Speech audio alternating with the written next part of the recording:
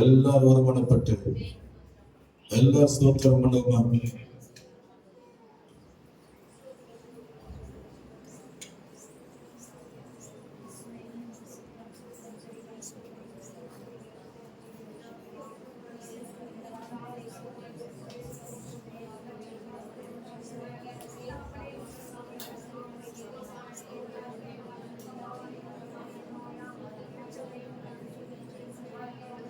ஆண்டவர் பெரிய ஸ்தோத்திரம்.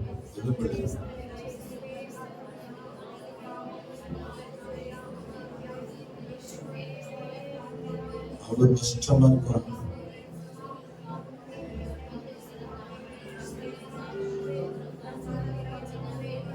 ஹல்லேலூயா, ஹல்லேலூயா.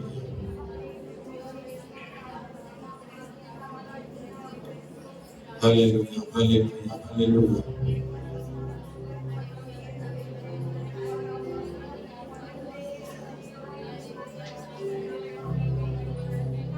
Thank you, Lord. கர்த்தர் நம் நடுவில் உலாவிக் கொண்டிருக்கிற விசுவாசி, அவர் தேடுகிற யாவருக்கும் கர்த்தர் நன்மை கொடுக்கிற ஆண்டவர். என்னிடத்தில் வருகிற ஒருவனையும் புறமே தள்ளுவதில்லை.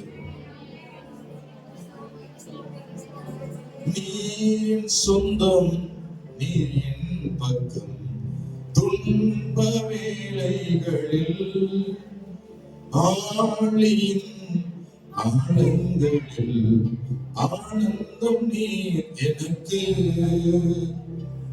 நீர் என் சொந்தம், நீர் என் பக்கம், துன்ப வேளைகளில் ஆழியும் ஆழங்களில் ஆனந்தம் நீர் எனக்கு.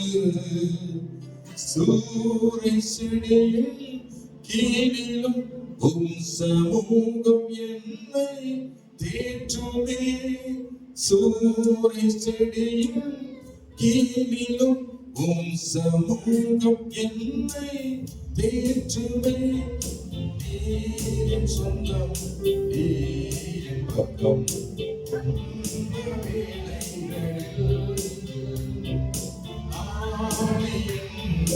ஆழங்களில் ஆனந்தம் நீர் எனக்கு.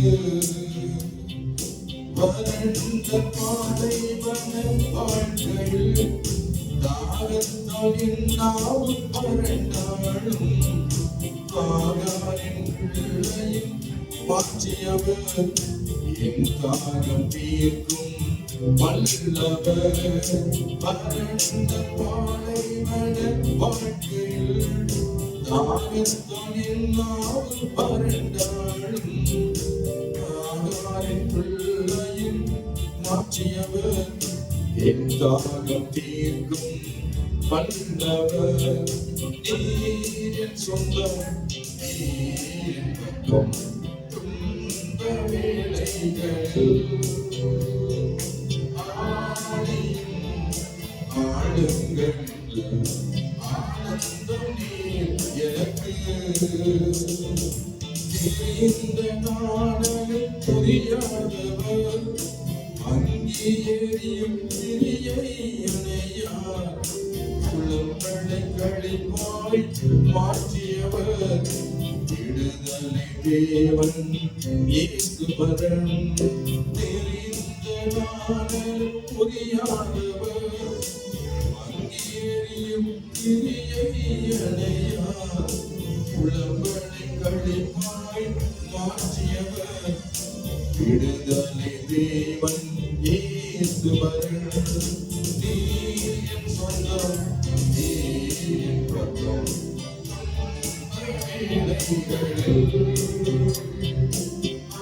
ஆழியின் ஆழங்களில் ஆனந்தம் நீர் எனக்கு.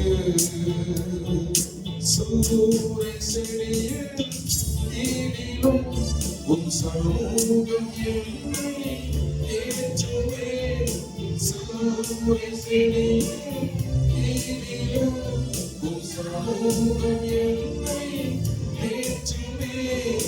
நீர் என் சொந்தம், நீர் என் பக்கம், துன்ப வேளைகளில்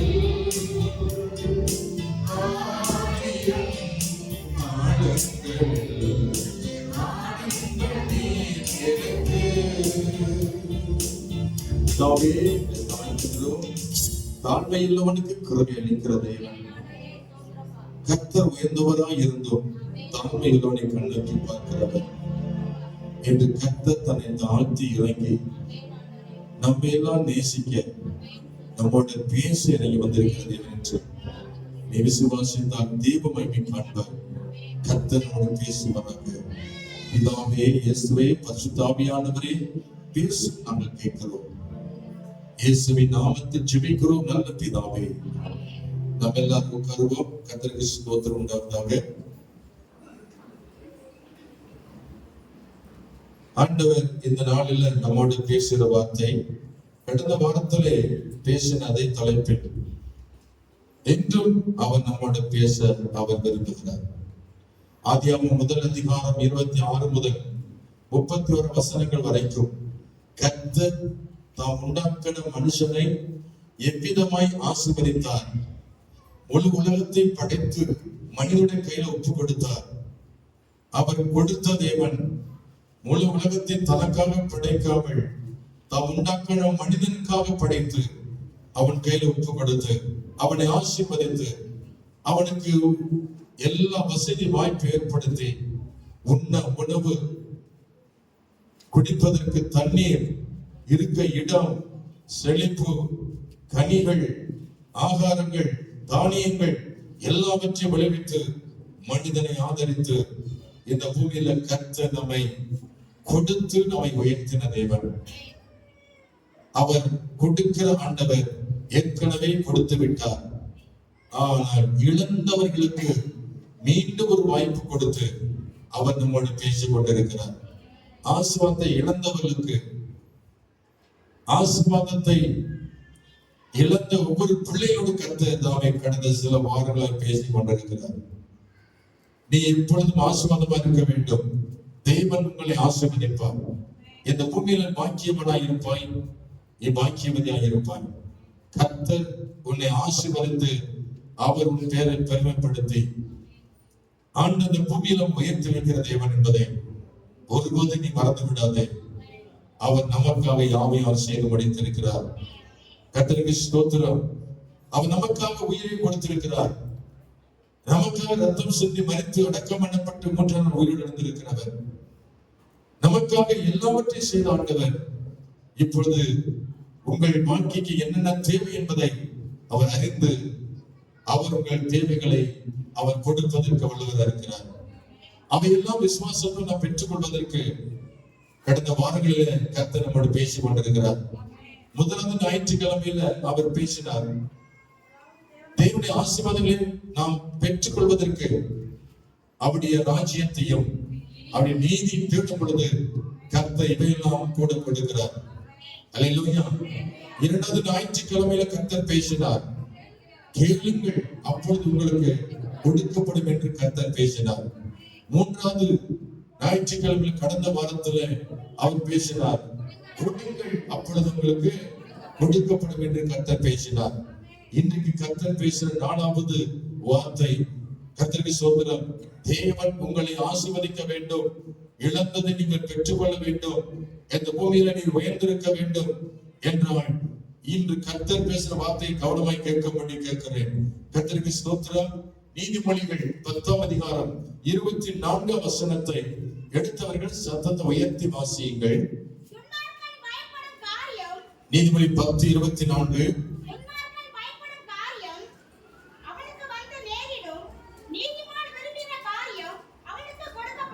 மேல ஸ்தோத்திரம் ஸ்கிரீன்ல இல்ல, முடிந்தால் அந்த ஸ்கிரீன்ல போடலாம்.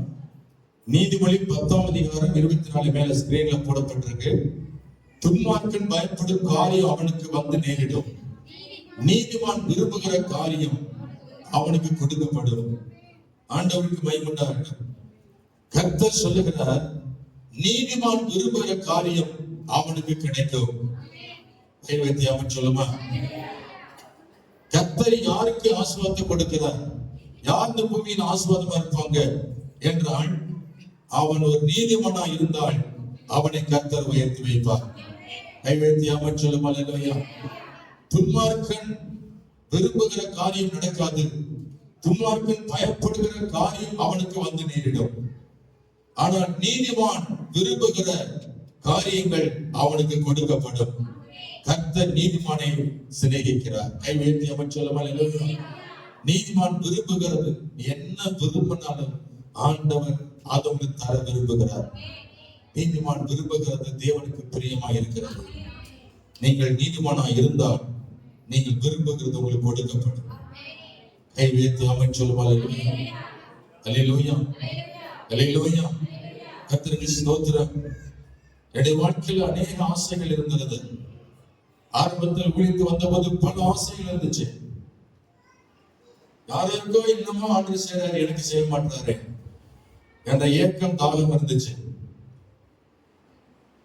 அந்த நாள்ல நான் என்ன நினைத்தேனோ இன்னைக்கு நான் அதை அனுபவித்துக் கொண்டிருக்கிறேன். அன்னைக்கு என்ன பொறுமைன்னோ அதை கர்த்தர் கண்ணார அனுபவிக்க செய்திருக்கிறேன்.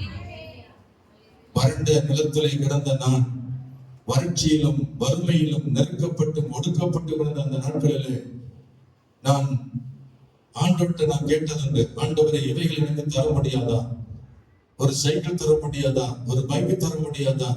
உங்களுக்காக ஊழியம் வந்திருக்கிறேன், எனக்கு ஒரு வயசில் ஏற்படுத்த முடியாதா? அப்படிலாம் கேட்டிருக்கிறேன். பழைய சைக்கிளாக கொடுக்க முடியாதா? அப்படிலாம் கேட்டிருக்கிறேன். அதை கேட்டதெல்லாம் விரும்பினதெல்லாம் அவர் தந்திருக்கிறார். நீங்க சொல்லப்பட்டிருக்க வார்த்தை கவனிங்க. விரும்பினால் போதும் அவனுக்கு ஆண்டவர் கொடுத்திருக்கார். ஜெபம்னான்னு போடல, என்ன போட்டிருக்கு? விரும்பினா. நாங்க ஊழியத்துல போகும்போது ஆசைப்பட்டு போவோம். இன்னைக்கு பசியோட போறோம், வீட்டுல சமைக்கல, மதிய உணவு எங்க நல்ல ஒரு மட்டன் குழம்பு கிடைச்சா நல்லா இருக்குமே அப்படி நினைச்சு பேசிட்டு போவோம். யார் வீட்டுல கறி குழம்பு கிடைச்சா ஒரு பிடி பிடிக்கலாமே அப்படின்னு சொல்லி நினைச்சிட்டே போவோம். கரெக்டா ஆவியானவர் எங்க கறி இருக்கு அங்க நேரம் நடத்துவார். நாங்க பேசுவோம், ஏமா நாங்க ஜோபம் பண்ணல, நம்ம விரும்பணும் ஏதோ கறி குழம்பு அதிகம் கிடைக்குமா? ஆனா கரெக்டா பார்த்து எங்க நடத்திருக்கிறாரு. நீதிமான் விரும்புகிற காரியவனுக்கு நான் சாதாரணமா கறி குழம்பு சொல்லிவிட்டேன், சாரி, இன்னும் பெரிய காரியமா இருக்கிறது. அதை நினைச்சு பார்க்கணும். நம்முடைய வாழ்க்கையில் நினைக்க வேண்டிய காரியம் பெரிய காரியம். நீங்க விரும்புகிற காரியம் பெரிய காரியம் இருக்கிறது. எந்த காரியமானாலும் சரி, நீதிமான் விரும்புகிற காரியம் அவனுக்கு தேவன் கொடுப்பார். அல்லேலூயா சொல்லுவோமா? அல்லேலூயா. ஆனா அந்த உலகத்துல யார் நீதிமானா இருக்க முடியும்? நீதிமானுக்கு தானே எல்லாத்தையும் கொடுக்கிறாரு. யார் அந்த நீதிமான்? நீங்கள் நானும் பார்க்கும்போது யோபு 9:2 வாசிக்கிறோம். யோபு 9:2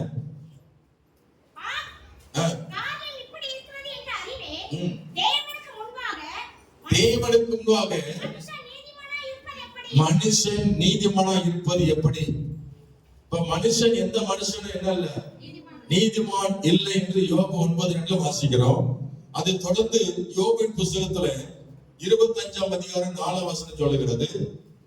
யோபு 25:4 இப்படி இருக்க மனுஷன் தேவனுக்கு முன்பாக நீதிமானா இருப்பது எப்படி? ஸ்திரீயிடத்தில் பிறந்தவன் சுத்தமா இருப்பது எப்படி? நம்ம எல்லாம் எப்படி பிறந்தோம்? நம்மள எப்படி பிறந்தோம்? ஸ்திரீயிடத்துல பிறந்தோம். தாயின் வயிற்றில பாவத்தில கற்பம் தரித்து பாவியமான குழந்தையாய் பிறந்தோம். தாவீது சொல்லுகிற துர்க்கிரியை, என் தாய்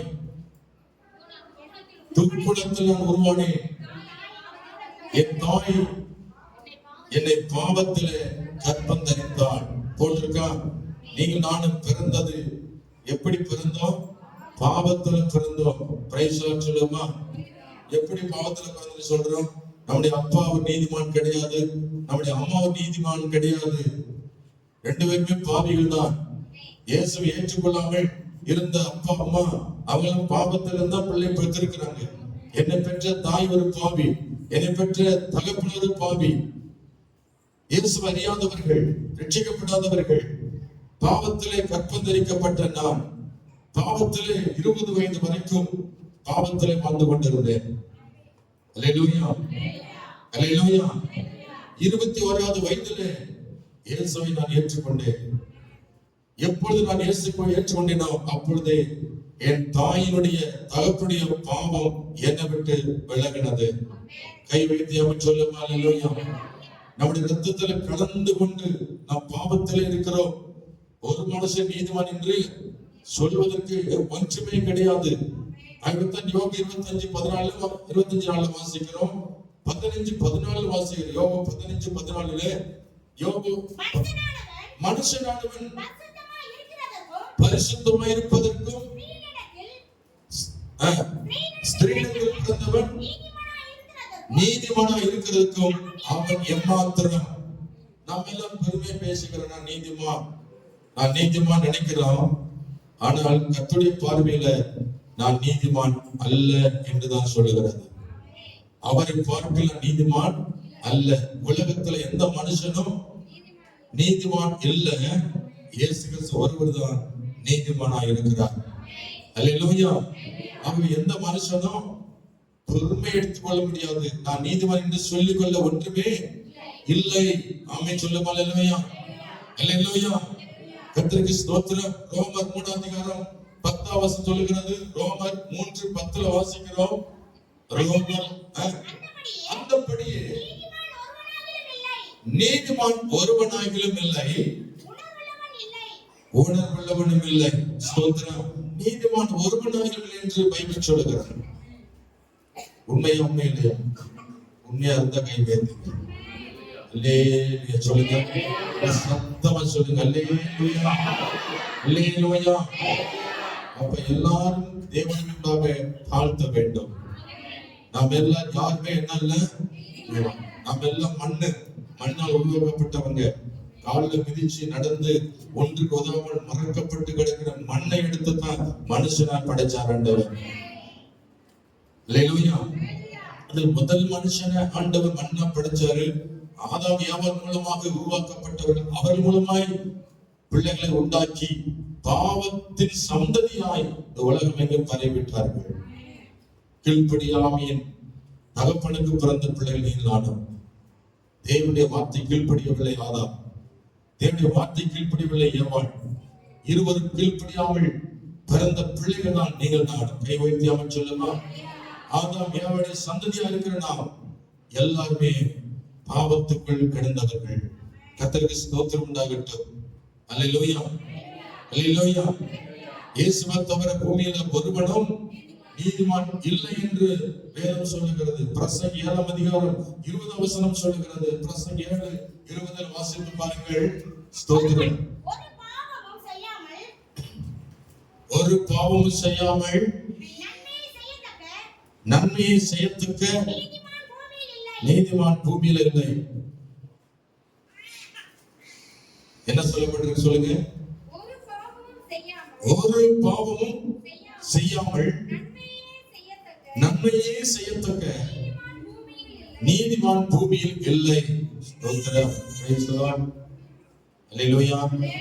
இப்ப என்ன, யாருக்கு இந்த ஆசீர்வாதம் கொடுக்க போறார்? நீதிமானே யார் இல்லட்டாரு, அப்புறம் எப்படி நம்ம ஆசீர்வாதம் இருக்க முடியும்? தேவன் கொடுத்ததை நான் எப்படி பெற்றுக்கொள்ள முடியும்? நீதிமானுக்கு தானே ஆசீர்வாதம். நீதிமான் விரும்பதான் கொடுக்கின்றாரு. அல்லேலூயா. பாவிகள் விரும்புவது கிடைக்காது, துன்மார்க்கன் விரும்புவது கிடைக்காது. நீதிமான் விரும்புகிறது அவனுக்கு கொடுக்கப்படும். அல்லேலூயா. அப்படியானால் நம்முடைய வாழ்க்கை எப்படிப்பட்டதா இருக்க வேண்டும்? யார் நீதிமான்? இந்த பூமியில யார் நீதிமான் இருக்க முடியும்? வேதத்துல 3 காரியங்களை சொல்லி நான் கடந்து செல்கிறேன். அப்படியானால் நாம் நீதிமான இருப்பதற்கு வேதம் என்ன சொல்லுகிறது? நீதிமானாய் மாறிவிட்டால் மாத்திரமே நீ விரும்புகிறது எல்லாம் நடக்கும். அல்லேலூயா. முதலாவது கவனிங்கள், யார் நீதிமான்? நீதிமானாய் இருப்பவன் யார் என்று பார்த்தால் எபேசியர் 2:8 வாசிக்கிறோம். எபேசியர் 2:8 கிருபையினாலே விசுவாசத்தை கொண்டு ரட்சிக்கப்பட்டீர்கள். இது உங்களால் உண்டானதல்ல, தேவனுடைய ஈவு. Price the Lord. யாருக்கு நீதிமான் என்று சொல்லப்பட்டிருக்க வேதம்? ரட்சிக்கப்பட்டவர்கள் தான் நீதிமான். கை உயர்த்தி அமைச்சர் அல்லேலூயா. ரட்சிப்பு என்றால் விடுதலை, பாவத்திலிருந்தும் சாபத்திலிருந்தும் உலக அசுத்தத்திலிருந்தும் வெளியே அழைக்கப்பட்டவர்கள், தேவன் தொடப்பட்ட மனுஷர்கள், பாவத்தை விட்டு மனம் திரும்பி இயேசுவை ஏற்றுக்கொண்டு ரட்சிக்கப்பட்டு ஞானஸ்நானம் பெற்று தேவனுடைய பிள்ளை என்று தன் வாழ்க்கையை ஒப்பு கொடுத்திருக்கிறவர்கள் தான் நீதிமான் என்று தேவன் அழைக்கிறார். அல்லேலூயா. அப்படியே ஞானஸ்நானம் எடுத்த ஒவ்வொரு பிள்ளைகள் ரட்சிக்கப்பட்டவர்கள் அவளை கர்த்தர் நீதிமான் என்று அழைக்கிறார். அல்லேலூயா. ரோமர் 5ஆம் அதிகாரம் 5 முதல் 9 வரைக்கும் வாசித்து பாருங்கள். இயேசு கிறிஸ்து நமக்காக, நம்முடைய அக்கிரமங்களுக்காக அவர் என்ன செய்தார்? அவர் ரத்தம் சிந்தினார். ரோமர் 5ஆம் அதிகாரம் 5 முதல் 9 வரைக்கும் நமக்கு அருளப்பட்ட பரிசுத்த ஆவியினாலே தேவ அன்பு நம்முடைய இருதயத்தில் ஊற்றப்பட்டிருக்கிறபடியால் அந்த நம்பிக்கை நம்மை வெட்கப்படுத்தாது. அன்றியும் நாம் பலனற்றவர்களாக இருக்கும் போதே குறித்த காலத்தில் கிறிஸ்து நமக்காக, அதாவது அக்கிரமக்காரனாக என்ன செய்தார்? மரித்தார். நீதிமானுக்காக ஒருவன் மரிக்கிறது அரிது, நல்லவனுக்காக ஒருவேளை ஒருவன் மரிக்க துணிவான். ஆனால் பாவிகளாய் இருக்கையில் கிறிஸ்து நமக்காக மரித்ததினாலே தேவன் நம்மிடமிருந்து தமது அன்பை விளங்க பண்ணினார். இப்ப உலகத்துல யாரு மரிக்கிறாங்க? யாருக்காக மரிக்கிறாங்க? நல்லவனுக்காக மரிப்பாங்க, அப்படித்தானே? கட்சியில தலைவனை கைது செய்து விட்டால் தொண்டர்கள் என்ன செய்வாங்க? தீக்குளிச்சு கொளிக்கிறாங்க, தற்கொலை பண்ண போறாங்க, உயிரை மாற்றிக்கிட போறாங்க. எதற்காக? அவன் நல்லவன், நல்லவனுக்காக உயிர் கொடுக்க போலாம். ஆனால் பாவிகளுக்காக யாராவது ஒருத்தர் உயிர் கொடுக்க போயிருக்கிறாங்களா? ஆமென். யாராவது இருக்காங்களா? உங்க வீட்டுல உங்க அம்மாவே உங்களுக்கு நீ பாவி ஏற்று சொல்லி உங்களுக்கு ரத்தம் சிந்துவாங்களா? உங்களை உயிர் கொடுப்பாங்களா? வெறுப்பாங்களே தவிர உங்களை நேசிக்க மாட்டாங்க. பாவம் செய்தால் உங்களை என்ன செய்வாங்க? வெறுப்பாங்க, உதவி தள்ளுவாங்க. நீ எனக்கு பிள்ளை இல்ல, நீ எனக்கு மகன் இல்ல, ஓடிப்போன்னு சொல்லுவாங்க. ஆனா இயேசு கிறிஸ்துடைய அன்பை பாருங்கள். அவர் நம்முடைய பாவங்களுக்காக அவர் நமக்காக ஒதுக்கப்பட்டார், நமக்காக ரத்தம் சிந்தினார். நம்முடைய பாவங்களை கழுவி நம்மை பரிசுத்தமாக்கி நம்மை நீதிமானாக மாற்றினவர் இயேசு கிறிஸ்து தான். யார் நீதிமானா இருக்க முடியும்? எல்லா பாவங்களையும் மன்னிக்கப்பட்டு அக்கிரமத்திலிருந்து விடுவிக்கப்பட்டு இயேசுவின் ரத்தத்தினால் கழுவப்பட்டு மீட்கப்பட்டவர்கள் நீதிமான் என்று அழைக்கிறார்கள். இயேசு அவரை நீதிமானாக மாற்றி இருக்கிறார். அல்லேலூயா. இயேசுவின் ரத்தத்தால் கழுவப்பட்டவர்கள், ஞானஸ்நானம் எடுத்து ரட்சிக்கப்பட்டவர்கள் இந்த உலகத்தில் நீதிமான் என்று அழைக்கப்படுகிறார்கள். ஆமென் சொல்லும். அல்லேலூயா. 1 பேதுரு 2ஆம் அதிகாரம் 24 வசனம் சொல்கிறது.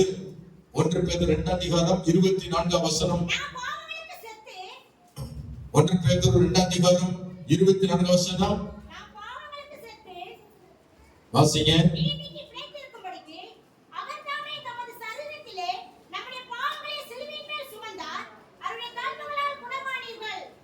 இந்த வசனம் சொல்லுகிறது, நம் பாவங்களுக்கு செத்து நீதிக்கு பிழைத்திருக்கும்படி நாம் தாய் தகப்பனார் பெற்றெடுத்த பிள்ளையா இருந்த போது பாவியா இருந்தோம். ஆனா இயேசு கிறிஸ்து ரத்தத்தால் கழுவப்பட்டு ஞானஸ்நானம் எடுத்து மறுபடியும் பிறக்கும் பொழுது நாம் பாவத்துக்கு செத்து நீதிக்கு நாம் பிழைக்கிறோம்.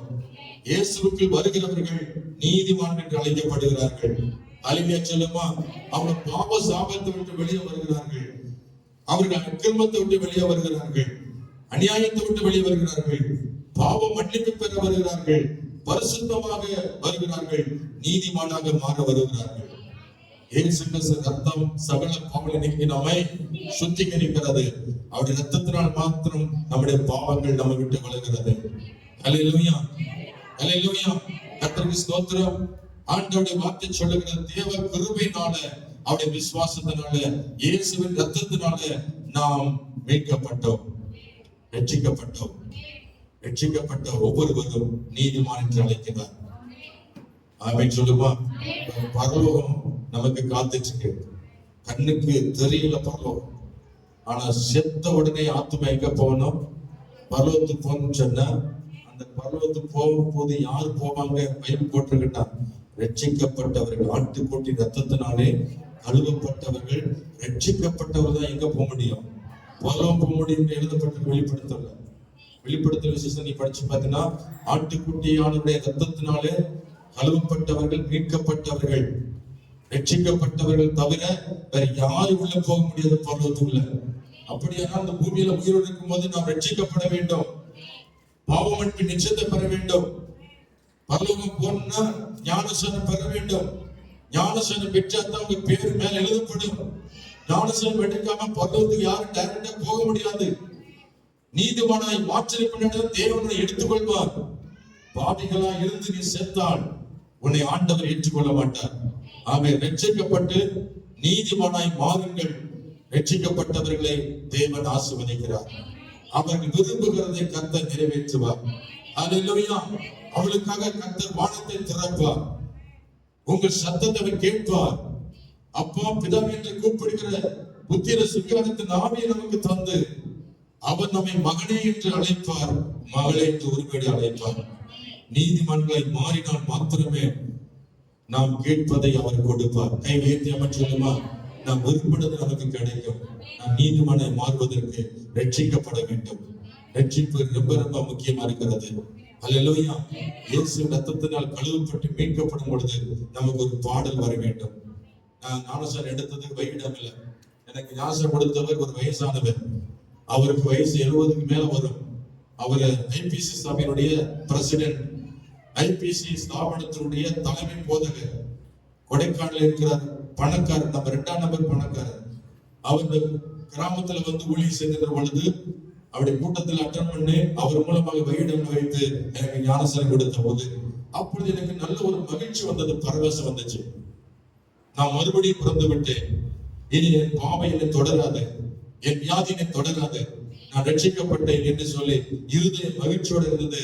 சமாதானம் வந்த மகிழ்ச்சியா இருந்தது. சந்தோஷத்தை நான் உணர்ந்தேன்.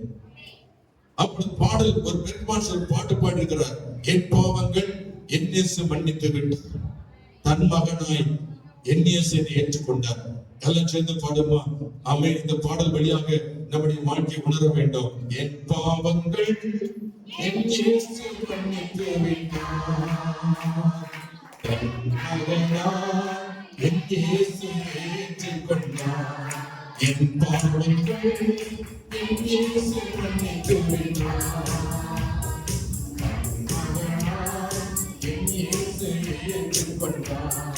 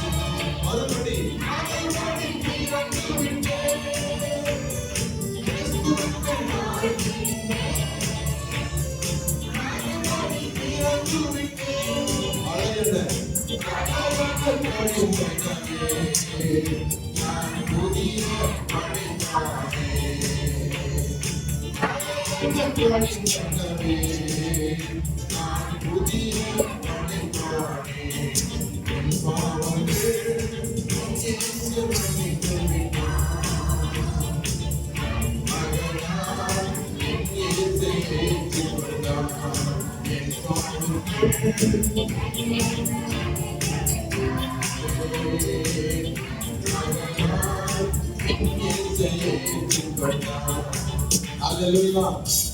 தீத்து முதல் புதிய ஏற்பாட்டிலே தீத்துக்கு எழுதின நிருபத்திலே 3 அதிகாரம் 5 முதல் 7 வரைக்கும் நீங்கள் வாசித்து பாருங்கள். நாம் ரட்சிக்கப்பட்டது நம்முடைய திறமை அல்ல, நம்முடைய நீதி அல்ல, இது தேவனுடைய கிருபை என்று எழுதப்பட்டிருக்கிறது. தேவனுடைய கிருபையினாலே நீதிமானாக்கப்பட்டிருக்கிறோம். கை வைத்து அவன் சொல்லும் அல்லேலூயா. பாவிகளாய் இருந்த நம்மை அவன் சொந்த ரத்தத்தை நமக்கு சிந்தி பாவங்கள் எல்லாம் கழுவி உங்களை பரிசுத்தமாக்கி நம்மை நீதிமானாய் மாற்றி இருக்கிறார். அந்த நீதிமானா இருக்கிற உங்க வாழ்க்கையில விரும்புறது நடக்கும். எத்தனை நம்புறீங்க? நீங்க விரும்புறது நடக்குமா நடக்காதா? உண்மையிலே ரட்சிக்கப்பட்டது உண்மையானால் விரும்புற காரியம் உங்களுக்கு நடக்கும். அல்லேலூயா. சொல்லுங்க, ரட்சிக்கப்பட்டீங்களா? கை பக்கத்துல பார்த்து சொல்லுங்க, ரட்சிக்கப்பட்டு ஞாபகம் எடுத்துறீங்களா கேளுங்க. இல்லைன்னா இல்லைன்னு சொல்லுங்க. ஞாபகம் எடுக்கல, ஞாபகம் எடுக்கல. ரட்சிக்கப்பட்டீங்களா? ரட்சிக்கப்பட்டாச்சா? அப்ப நீ விரும்புறது நடக்குன்னு சொல்லுங்க. நீ விரும்புவது உங்களுக்கு நடக்கும். விசுவாசிங்க, விரும்புறது நடக்க போகுது. இதுவரைக்கும் நடக்கல, இனி நடக்கும். பக்கத்துல பார்த்து சொல்ல சொன்னீங்க. எத்தனை பேர் சொன்னீங்க?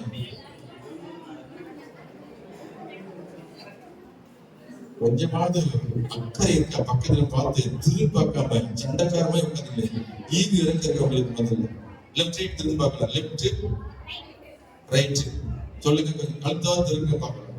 Left right. நம்ம எல்லாம் ரட்சிக்கப்பட்டவர்கள். கை வைத்து அல்லேலூயா சொல்லுமா. இப்ப இயேசு வந்தா இனிமே பொழுதுல இந்த சபையை அவர் எடுத்துக்கொள்வார். நிறைய பேர் சபைன்னா கட்டணம் நினைக்கிறேன். சபைன்னா நீங்க நான் தான் சபை. மனவாட்டினாரு ஒவ்வொரு விசுவாசம் ஒரு மனவாட்டி தான் சொல்றீங்க. மனவாட்டி யாரும் நினைக்காதீங்க. சபைன்னா கட்டணம் நினைக்காதீங்க. சபைன்னா கட்டணம் கிடையாது, நீங்க தான் சபை. ஒவ்வொருத்தரும் ஒரு மனவாட்டியா இருக்கீங்க. இயேசு மனவாளன் உங்களுக்கு. மனவாட்டி நீங்க. மனவாட்டியாய் உங்களுக்கு கர்த்தர் அழைக்க வர. ரட்சிக்கப்பட்டவர் தான் மனவாட்டி. அல்லேலூயா சொல்லுமா. நீதிமானா என்று அழைக்கப்பட்டவர் தான் மனவாட்டியா இருக்கிறாங்க. அவங்களை தான் நேசிக்கிறார், அவங்களை தான் அழைத்து கொண்டு வர்ற, அவங்களுக்கு தான் பரலோகம் காத்துட்டு இருக்கு. அல்லேலூயா சொல்லுமா. நீதிமானாய் நீங்க இருப்பதற்கு தேவன் அழைத்திருக்கிறார். இரண்டாவது காரியத்தை கவனிங்க. யார் நீதிமானா இருக்க முடியும்? தேவனுக்கு கீழ்ப்படிந்து நடப்பவன் தான் நீதிமானா இருக்க முடியும். ஆதியாகமம் 6 அதிகாரம் 9 சொல்லுகிறது. நோவாவை குறித்து வேதம் சொல்லுகிறது. நோவாவின் வம்ச வரலாறு. நோவா தன் காலத்தில் இருந்துள்ளே நீதிமானும். சகோதரி யாருமே வேதம் கொண்டு வந்து படிக்க தெரியுமா? படிப்பாளிகளே, கல்லூரி படிச்சவங்கள இருக்கீங்களா? ஒருத்தரே படிச்சிருக்காங்களே, கொஞ்சம் ரோசம் வரல இவங்களுக்குலாம். அவங்களுக்கு தான் நான் நியமிச்சிருக்கேன், அவங்க தான் வாசி நியமிச்சிருக்காங்க. அப்படி இல்லையே, முந்தி கொள்ளலாமே. அவங்க ஸ்பீடா தான், அவங்க அதை விட கொஞ்சம் ஸ்பீடு நீங்க பண்ணுங்களே. யார் முந்திரன்னு தெரியல, டக்குன்னு முந்துங்க. ஸ்தோத்திரம். படிப்பு திறமையை பயன்படுத்த ஆண்டவருக்கு வெக்கமா இருக்கா? வாசிக்க வெக்கமா? இல்ல வாசிக்க தெரியலையா? என்ன தடை உங்களுக்கு? வெக்கமா? தப்பா பண்ண வெக்கமா? ஸ்தோத்திரம். அல்லேலூயா. பின்னாடி வாசிக்கலாம், நடுநிலைக்கு வாசிக்கலாம், மாத்தி மாத்தி ஒரு எக்க அடிக்கணும், அதுல ஸ்பீட் பண்ணணும், அதுல போட்டி நடக்கணும். கை வைத்து அமைச்சலுமா. ஆமா, அடுத்த சொல்ற டக்கு டக்கு ரெடியா இருக்கணும். அவங்க மட்டும் எப்படி இருக்கிறாங்க? நீங்க மற்றவங்க அந்த டேலண்ட் இல்லையா? பயில் மேல இறக்கமே இல்லையா? தோத்துறோம். சும்மா ஷோ காமிச்சிருக்கீங்களா? பை வச்சுக்கிட்டு பிரைஸ்லாம் ஷோ காமிக்கிறீங்களோ? சரி, எப்படியும் காமிச்சு பை வச்சிருக்கீங்க, ரொம்ப சந்தோஷம். அப்ப நாய்களை தேங்காய் கொடுத்து அது உடம்பே தெரியாது. அது வாய வச்சு என்ன செய்யும்? வாய்ச்சி விட்டுட்டே தெரியும், ஆனா உடைச்சதுன்னு பிரயோஜனம். பைபிள் வச்சு என்ன பண்ண? வாசிக்கணும்ல, உடைக்கணும். சீல் உடைக்கணும் பைபிள். பிரைஸ்லாம் அல்லேலூயா சொல்லுவோம். எதுல திறமை காட்டுறீங்க? கிரிக்கெட்ல திறமை, விளையாட்டுல திறமை, பேச்சுல திறமை. ஆனா வேதத்து வாசி மட்டும் கோலை. இதுல மட்டும் என்ன கோலை? உங்களுக்கு எப்படி வந்து இந்த கோலை? விசுவாசமா இருந்து வாசிக்கணும். வீட்டுல உட்கார்ந்து பைபிள் படிக்கணும், சபையிலும் பைபிள் படிக்கணும். பைபிள் புரட்டனை அடிக்கடி வாசிட்டு இருந்தா அந்த பிராக்டிஸ் வரும். அல்லேலூயா. அல்லேலூயா சொல்லுமா. ஆனா அந்த பைபிள் எத்தனை முறை படிச்சு? 30வது முறை நான் வாசிச்சுட்டு இருக்கேன். இன்னும் எனக்கு ஆசை தெரியல. நீங்க ஒரு டைம் படிச்சிருக்கீங்களா பைபிள்? 30 முறை நடந்துட்டு இருக்கோம் இந்த வருஷம். இது குறைவுதான், இன்னும் அதிகமா படிக்கணும்னு. ஆகவே இன்னும் எனக்கு தாகம் தேரவில்லை. ஆனா நீங்க ஒரு முறை படிக்காம தாகமா இல்லாம சும்மா கடமைக்கு பயில் வர அப்படி கொண்டு போய் உள்ள வைக்க இதே சொல்லியாக்கீங்களே. பைபிள் வாசிக்க வேண்டாம், இரவு பகலும் அதுக்கு ரெஸ்ட் கொடுக்க கூடாது. அல்லையே சொல்லுமா, பைபிளுக்கு ரெஸ்டே கொடுக்கூடாது. பைபிள் இருக்கு, இரவு பகலும் தியானமா இருக்கின்றாரு, இரவு பகலும் வேதத்தை வாசின்றாரு. அதை காட்டி அவனுக்கு என்ன வேலை? வேற வேலை செஞ்சுட்டு மீதி நேரத்தை தேவனை கொடு, பைபிளுக்கு நேரத்தை கொடு. கர்த்தர் உங்களை ஆசீர்வதிப்பார். தேவனுக்கு கீழ்ப்படுத்தி நடப்பவன் நீதிமானாய் மாற்றப்படுகிறான். ஆதியாகமம் 6:9 நோவா வாழ்ந்த காலத்துக்குள்ள எல்லா மனுஷரும் பார்க்கலும் அவன் நீதிமானாய் இருந்தான். அவன் எப்படி நீதிமானாய் இருந்தான்? ஸ்தோத்திரம். கர்த்தர் என்ன சொன்னாரோ அது அப்படியே கேட்டு நடந்தான். நீ பைபிள் போட்டிருக்கு, இந்த உலகத்தை நான் அழிக்க போகிறேன், இந்த பூமியெல்லாம் அழிக்க போகிறேன், ஒருவனும் நீதிமான் இல்ல, நெருங்கி ஜீவன்கள் முதற்கொண்டு நான் உண்டாக்கின அனைத்தையும் நிக்கரக பண்ண போகிறேன், நீயோ நீதிமானாய் இருக்கிறாய், உனக்கோ என் கண்கள் கிருபை கிடைத்தது, நான் உன்னை அழிக்காமல் பாதுகாக்க நான் சித்தமா இருக்கிறேன். எனவே குப்பைர் மரத்தாய் நீ ஒரு பேரை உண்டாக்கு என்று கர்த்தர் சொன்னார்.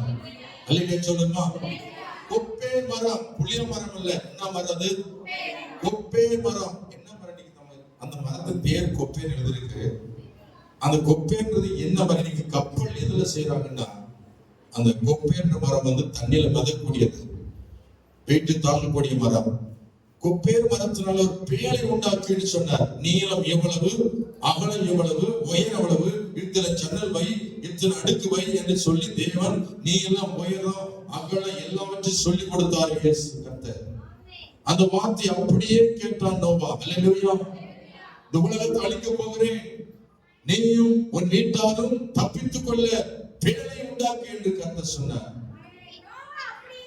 நோவா கர்த்தர் சொன்னபடி அப்படியே செய்தான் போட்டிருக்காங்க. தேவன் கட்டளையிட்டபடி எல்லாம் அவன் செய்தபடித்தான். அப்ப தேவனுடைய வார்த்தை கீழ்ப்படிந்தான் நோவா. அவன் நீதிமானாய் இருந்தான். கர்த்தருடைய வார்த்தை கீழ்ப்படுகிற நீயும் நானும் நீதிமானாக மாற்றப்படுகிறோம். எந்த ஒரு மனுஷன் ஆண்டவருடைய வார்த்தை கீழ்ப்படுகிறானோ அவன் நீதிமான் என்று எண்ணப்படுவான். கீழ்ப்படியாதவன் துன்மார்க்கன், வசனத்தை கீழ்ப்படியாதவன் துன்மார்க்கன், வசனத்துக்கு கீழ்ப்படியாதவன் பாவி என்று எண்ணப்படுகிறான். தேவனால் பிறந்தவன் தேவனுடைய வார்த்தைக்கு செவி கொடுக்கிறான். அல்லேலூயா சொல்லுமா, அல்லேலூயா. பிசாசினால் இருக்கிறவன் ஒருபோதும் வசனத்துக்கு செவி கொண்டான் என்று வேதம் சொல்லுகிறது. ஆகவே தேவனுடைய பிள்ளைகள் ஒவ்வொருவரும் அவருடைய வார்த்தைக்கு நாம் கீழ்ப்படிந்தால் நான் நீதிமான் என்று எண்ணப்படுவோம். நோவா ஆதியாகமம் 7:1 வாசிக்கிறோம். கர்த்தர் நோவாவை நோக்கி, நீயும் உன் வீட்டார் அனைவரும் பேழைக்குள் பிரவேசியுங்கள், இந்த சந்ததியில் உன்னை எனக்கு முன்பாக நீதிமானாக கண்டேன். உங்க ஊர்ல நீங்க தான் நீதிமான். எல்லாரும் அழிந்து போறாங்க, உங்களை மட்டும் காப்பாத்த போற. எத்தனை விசுவாசிகள்? இதுதான் 100% உண்மை. தேவனுடைய அழிவு நெருங்கி கொண்டிருக்கிறது. வானத்தின் அக்கினி இறங்க போகிறது. அதுல நீதிமான் மேல அக்கினி விழுகாது, பாவிகள் மேல அக்கினி விழும் பொழுது சாம்பலாய் ஆவார்கள். ஆமென் சொல்லுமா. அப்ப நீ நீதிமானாக இருந்தால் மாத்திரமே வருகின்ற அழிவிலிருந்து நீங்கள் தப்பித்துக் கொள்ள முடியும். அழிவுக்கு முன்பாக நீதிமான் என்று எண்ணப்பட வேண்டும். இந்த நோவா அழிவுக்கு முன்னாடி நீதிமான் என்று எண்ணப்பட்டார். கர்த்தரே சாட்சி கொடுத்தார், உன்னை இந்த ஜனங்களுக்குள்ள நீதிமானாக கண்டேன். எனவே நீயும் உன் வீட்டாரும் தப்பித்துக் கொள்ள வேலை உண்டாக்கு என்று கர்த்தர் சொன்னார். ஹல்லேலூயா, ஹல்லேலூயா. கர்த்தர் சொன்னபடியே நோவா தேவ வார்த்தை கீழ்ப்படிந்து அவன் வேலை உண்டாக்கினான். ஆதியாகமம் 12:4 சொல்லுகிறது, ஆபிரகாம் தேவனுடைய வார்த்தை கீழ்ப்படிந்தான். கர்த்தர் ஆபிரகாமுக்கு சொன்னபடியே அவன் புறப்பட்டு போனான், லோத்தும் அவனோடு கூட போனான். இங்க சொல்லப்பட்டிருக்கு ஆபிரகாம் லோத்து இருவரும் நீதிமானாய் எண்ணப்படுகிறார்கள். கை வைத்து அவன் சொல்லுமா, அல்லேலூயா. ஆபிரகாம் நீதிமான். அவன் வாழ்க்கையிலே ஆண்டவருடைய வார்த்தைக்கு கீழ்ப்படிந்தான். கர்த்தர் சாட்சி கொடுத்தார். ஆதியாகமம் 26 4ஆம் வசனம் சொல்லுகிறது, நீ என் சொல்லுக்கு கீழ்ப்படிந்தபடினால், நீ என் சொல்லுக்கு கீழ்ப்படிந்தபடினால், என் விதிகளையும் கற்பனைகளையும் என் நியமங்களையும் என் பிரமாணங்களையும் கைக்கொண்டபடினால், நான் உன் சந்ததி வானத்தின் நட்சத்திரங்கள் போல பெருக பண்ணி உன் சந்ததிக்கு இந்த தேசங்கள் யாவையும் தருவேன். உன் சந்ததிக்கு பூமியில் சகல ஜாதிகளும் ஆசீர்வதிக்கப்படும் என்றார். யார் ஆசீர்வதிக்கிறாங்க? நீதிமானை சந்ததி ஆசீர்வதிக்கப்படும். நீதிமானை கர்த்தர் ஆசீர்வதிக்கிறார். தேவனுடைய வார்த்தைக்கு கீழ்ப்படுகிறவர்கள் நீதிமான்கள். கைவேந்தி அவர் சொல்லும் அல்லேலூயா. ரோமர் 4 அதிகாரத்துல 19-22 வசனம் சொல்லுகிறது, அவன் விசுவாசத்தில் பலவீனமாய் இருக்கவில்லை. அவன் ஏறக்குறைய 100 வயதுள்ளவனாய் இருந்தபோது தன் சரீரம் செத்து போனதையும், சாராளுடைய சரீரம் செத்து போனதையும், கர்ப்பம் செத்து போனதையும் எண்ணாதிருந்தான். தேவனுடைய வாக்குத்தத்தத்தை குறித்து அவன் விசுவாசமாய் சந்தேகப்படாமல் தேவன் வாக்குத்தத்தம் நிறைவேற்ற வல்லவராக என்று முழு நிச்சயமாய் நம்பி தேவனை மையப்படுத்தி விசுவாசத்தில் வல்லவனான அவருடைய வார்த்தைக்கு முழுவதும் கீழ்ப்படுத்தவன் ஆபிரகாம். எனவே ஆபிரகாம் பூமியில் ஆசீர்வதிக்கப்பட்டான். அவன் விருப்பதெல்லாம் ஆண்டவர் செஞ்சார். கை வைத்து அமைச்சல்லவா, அவன் தேவையானதெல்லாம் கர்த்தர் செய்துட்டே இருந்தார். மற்றவெல்லாம் பொறாமைப்பட்டாங்க. அங்க இருக்க எல்லா சந்ததியும் ஆபிரகாம் பொறாமைப்பட்டாங்க. எனக்கு கர்த்தர் ஆசீர்வதிச்சுட்டே இருக்கிறார். எதனால ஆசீர்வதிக்கிறாரு? இப்ப என்ன மேல நிறைய பேர் பொறாமை கொள்ளலாம். எதுக்கு பொறாமை கொள்ளணும்? பாஸ்டுக்கு என்ன குறைன்னு சொல்லலாம், எந்த குறைகளும் சொல்லுவீங்க. அப்படி சொல்றவங்க பாக்கியவான்கள். கை வைத்து அமைச்சு சொல்லுமா அல்லேலூயா. என் மேல பொறாமை கொள்ளுகளும் பாக்கியவான்கள். கர்த்தர் ஆசீர்வதிக்கும் போது யார் தடுக்க முடியும்? நான் விரும்புவதெல்லாம் நிறைவேற்றிட்டு இருக்கிறேன். இந்த சர்ச்சுடைய ஒரு படத்தை இடம் வாங்குறதுக்கு முன்னாடி ஒரு படம் போட்டேன், இடம் வாங்கின பின்னாடி ஒரு படம் போட்டேன். ஒரு வெள்ளை பேப்பர் எடுத்தேன்.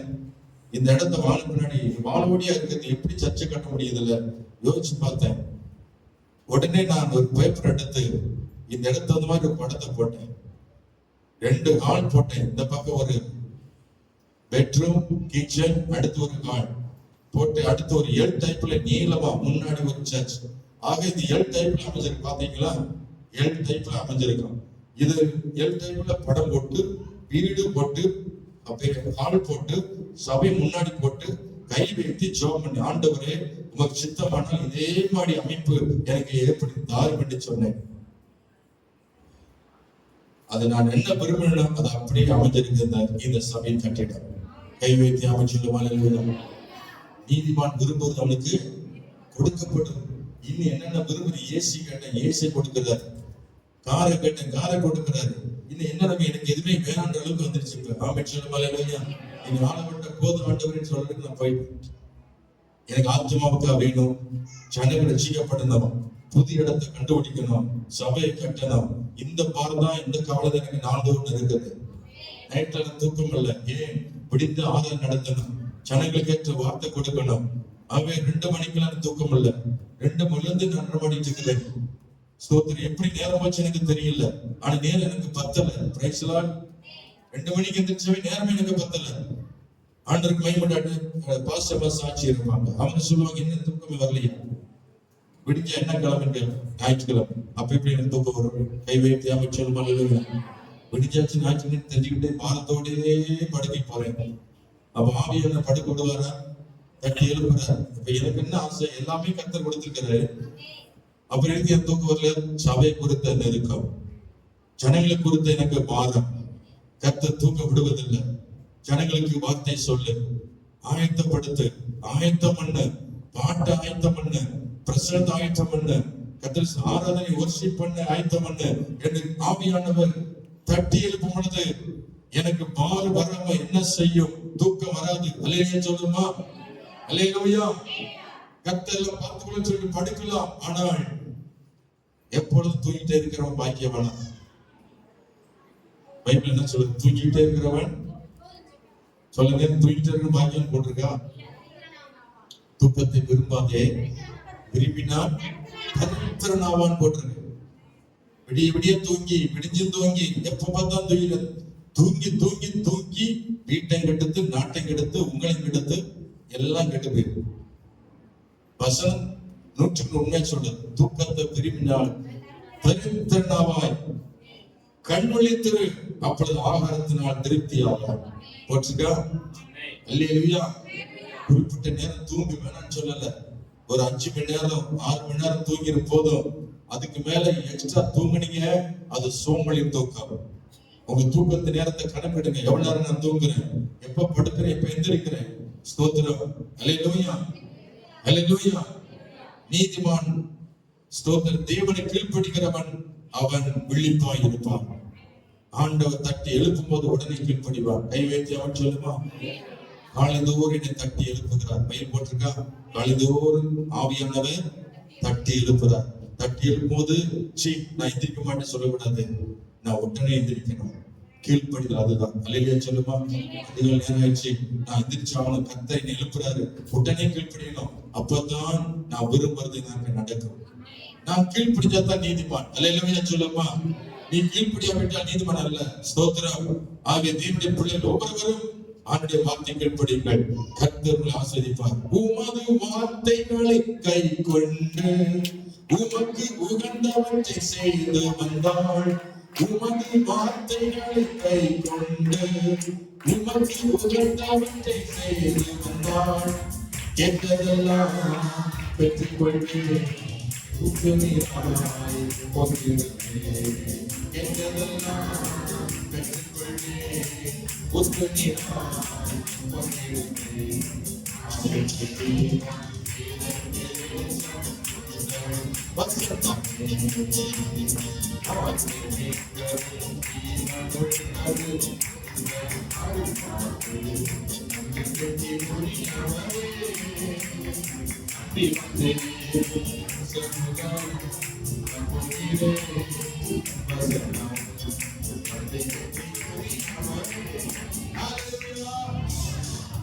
அல்லேலூயா சொல்லுமா. காலையில 7 மணிக்கு ஆறுதுன்னா இன்னைக்கு லேட்டா வந்திருப்பீங்க. அடுத்த வாரம் லேட்டா ஆகக்கூடாது. அதுதான் கீழ்ப்படிதல். அல்லேலூயா சொல்லுமா. இன்னைக்கு எப்படியே லேட் ஆக்கிட்டோம், அல்லது போன வாரம் நீங்க சர்ச்சுக்கு வரல, நீங்க வந்துட்டீங்க, சந்தோஷம். இந்த வாரம் வராதவங்க அடுத்து நான் ஞாயிற்றுக்கிழமை சர்ச்சுக்கு போன்னு சொல்லி கீழ்ப்படிக்கணும்.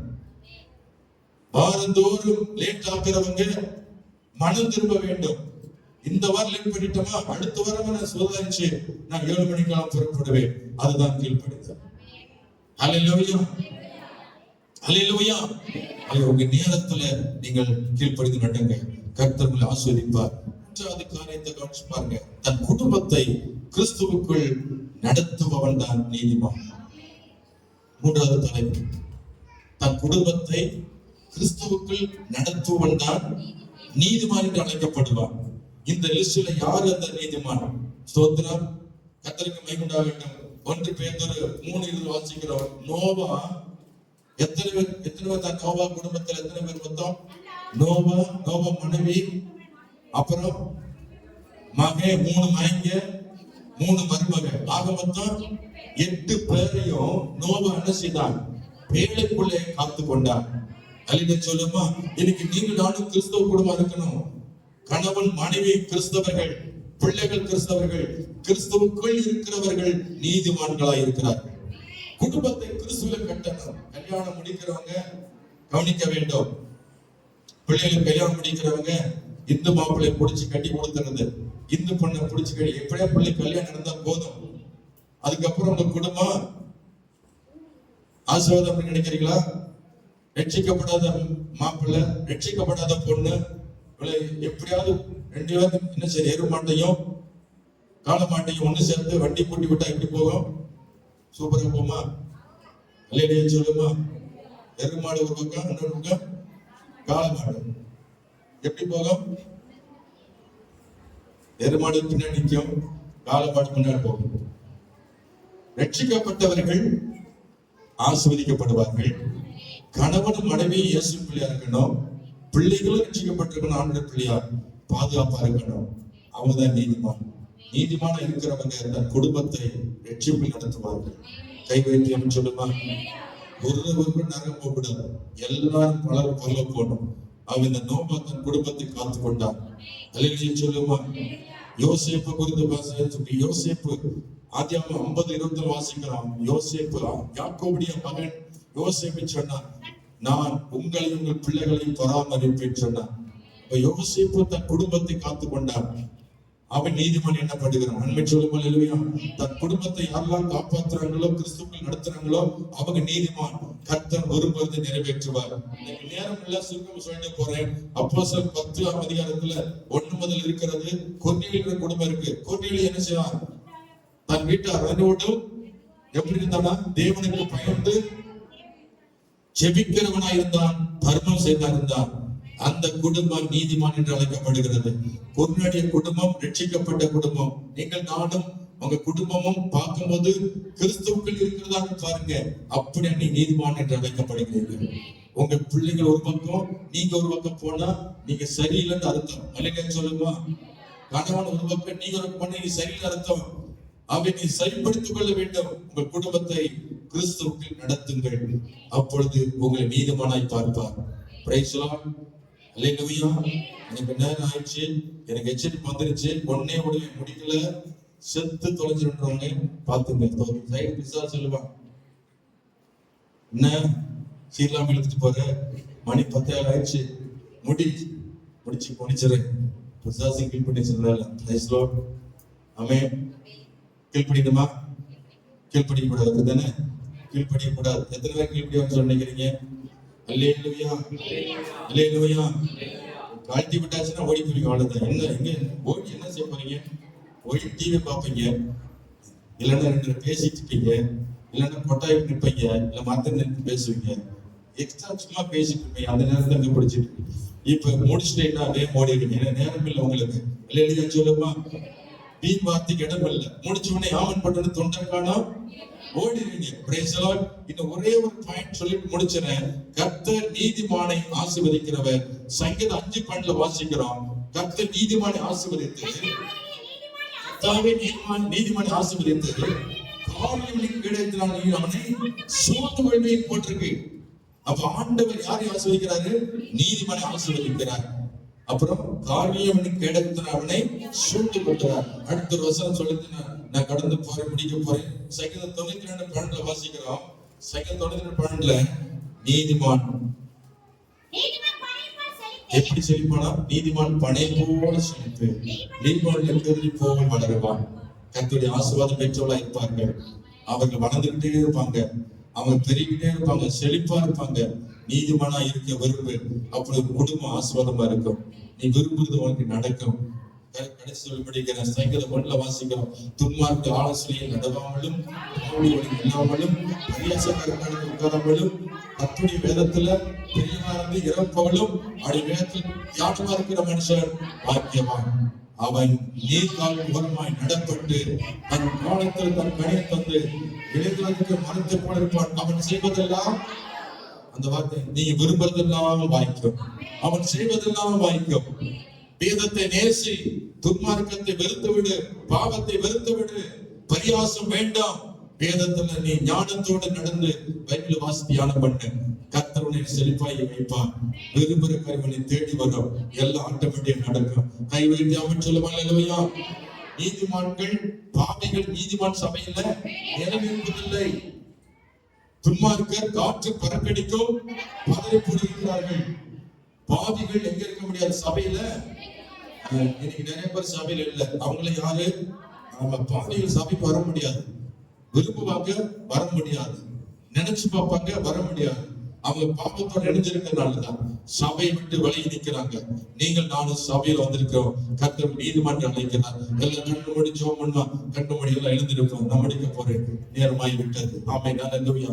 நடப்பின் இயேசுவுடன் நடப்பின் காலமெல்லாம், நடப்பின் இயேசுவுடன் நடப்பின் காலமெல்லாம், பள்ளத்தாக்கில் அவர் மேலே, ஷாரோனில் ரோஜா அவர், பள்ளத்தாக்கில் அவர் மேலே, ஷாரோனில் ரோஜா அவர், நடப்பின் நடப்பின் காலமெல்லாம், நடப்பின்